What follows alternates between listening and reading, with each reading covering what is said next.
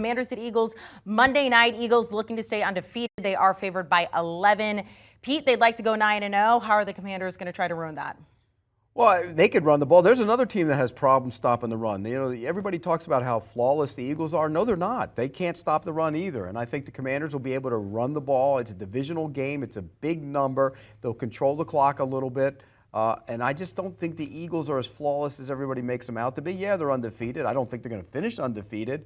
They're not going to lose this game. But you give me an 11 in a division game, I'm going to take it. I'll take the Commanders plus the points. I'm on the other side of this one. It's a big number. I usually hate laying this many points, but it's kind of there for a reason. Look, the Eagles have been on a roll of late.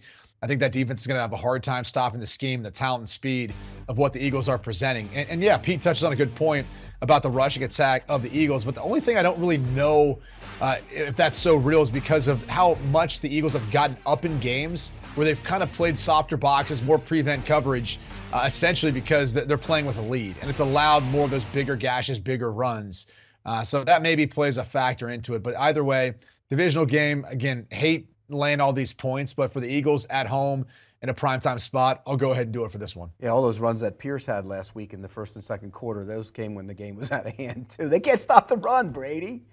Pete, that's one game. I love how you usually like to use a small sample size to make your case. But if you actually look bad over against the first, run. If you're behind, why are you running the ball? They scored more points than any team in the second quarter. I get it, but why are you running the ball if you're behind? If you talk about how they're getting ahead of teams, if you're 10, not a 2-minute road the entire second half, Pete. No, they're running the ball because they're getting abused up front. That's why teams are running the ball on them.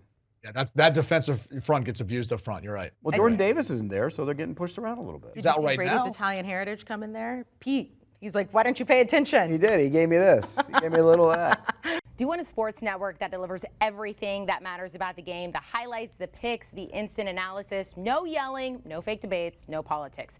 Hit the subscribe button and never miss a moment.